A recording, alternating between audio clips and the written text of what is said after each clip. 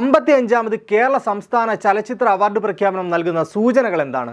കേവലം ഒരു പുരസ്കാര പ്രഖ്യാപനത്തിലുപരി മലയാള സിനിമാ ലോകത്തെ സർഗാത്മകമായ വളർച്ചയുടെ അടയാളപ്പെടുത്തലുകൾ കൂടിയാണ് ജൂറി നടത്തിയ പ്രഖ്യാപനം.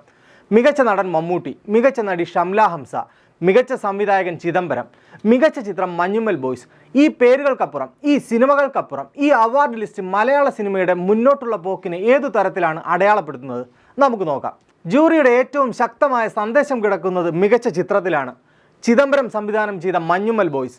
സാർവത്രികമായ വികാരം സിനിമയിലുടനീളം കാണാം. ഭാഷയുടെയോ സംസ്കാരത്തിൻ്റെയോ അതിർവരമ്പുകളില്ലാതെ ലോകമെമ്പാടുമുള്ള ഏതൊരാൾക്കും പെട്ടെന്ന് കണക്റ്റ് ആവുന്ന അടിസ്ഥാനപരമായ മനുഷ്യവികാരം തന്നെയാണ് സിനിമയുടെ അകക്കാമ്പ്.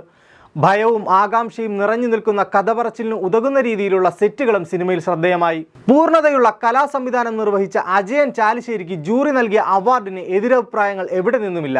സൗഹൃദത്തിന്റെ കഥ പറയുന്ന ഒരു കൊമേഴ്ഷ്യൽ ചിത്രം സംസ്ഥാന അവാർഡ് നേടുമ്പോൾ ഈ സിനിമയെ തിരഞ്ഞെടുത്തതിലൂടെ ജൂറി പറയുന്നത് അന്തർദേശീയ നിലവാരമുള്ള സാങ്കേതിക മികവിനും സാർവത്രികമായ സൗഹൃദത്തിന്റെയും അതിജീവനത്തിന്റെയും പ്രമേയങ്ങൾക്കുമാണ് വലിയ അംഗീകാരം എന്നു തന്നെയാണ്. അതിജീവനത്തിന്റെ തീവ്രത പറഞ്ഞ മഞ്ഞുമ്മൽ ബോയ്സ് മികച്ച ചിത്രമാകുമ്പോൾ അതിൻ്റെ സാങ്കേതിക വിഭാഗങ്ങൾ എത്രത്തോളം പൂർണ്ണമായിരിക്കുന്നു എന്നുകൂടി ചർച്ച ചെയ്യപ്പെടേണ്ടതുണ്ട്. ഗുണാഖേവിൻ്റെ ആഴവും ഭീകരതയും പ്രേക്ഷകരിലേക്ക് എത്തിക്കുന്നതിൽ ശബ്ദത്തിന് നിർണായക പങ്കുണ്ട്. ഫസലെ ബക്കർ എന്ന സൗണ്ട് എഞ്ചിനീയർ ആ പണി വെടിപ്പായി ചെയ്തു. ഗുണാഖേവിനുള്ളിൽ നിന്നും സുഭാഷ് എന്ന കഥാപാത്രത്തിൻ്റെ കുട്ടേട്ട എന്ന വിളി ഗുഹയുടെ ആഴങ്ങളിൽ നിന്നും എക്കോ അടിച്ച് നമ്മുടെ ഹൃദയങ്ങളിലേക്കാണ് വന്നടിച്ചത്. ഗുണാഖേവിലെ ഇരുട്ടും അതിജീവനത്തിൻ്റെ ഭീതിയും പ്രേക്ഷകരിലേക്ക് എത്തിക്കാൻ ഛായാഗ്രാഹകനും എഡിറ്ററും നടത്തിയ ശ്രമങ്ങൾ അനിതര സാധാരണമാണ്. ഇതുതന്നെയാണ് ഷൈജു ഖാലിദിന് മികച്ച ഛായാഗ്രാഹകനുള്ള പുരസ്കാരം നൽകിക്കൊണ്ട് ജൂറി അടിവരയിട്ട് പറഞ്ഞത്.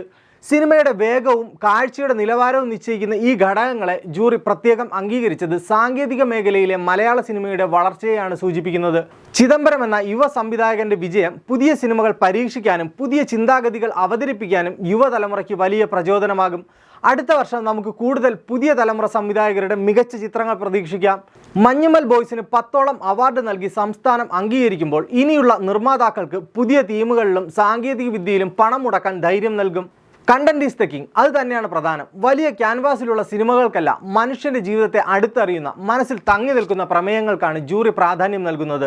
അടുത്തതായി മികച്ച നടിയായി ഷംല ഹംസയെ തിരഞ്ഞെടുത്തതിൻ്റെ പിന്നിലെ ഘടകങ്ങളും അത് മുന്നോട്ട് വയ്ക്കുന്ന സൂചനകളും എന്തെന്ന് നമുക്ക് നോക്കാം.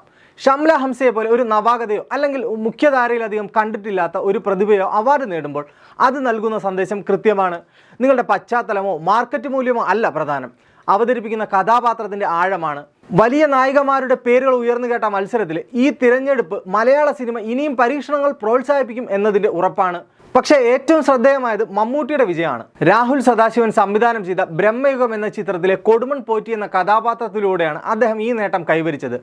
ആ വിജയം കേവലം ഒരു അവാർഡ് മാത്രമല്ല, ഒരു സൂപ്പർ താരമെന്ന തൻ്റെ കംഫർട്ട് സോൺ വിട്ട് ഓരോ വർഷവും പുതിയ കഥാപാത്രങ്ങളിലൂടെ സ്വയം നവീകരിക്കുന്നു എന്നതിൻ്റെ അംഗീകാരം കൂടിയാണ്.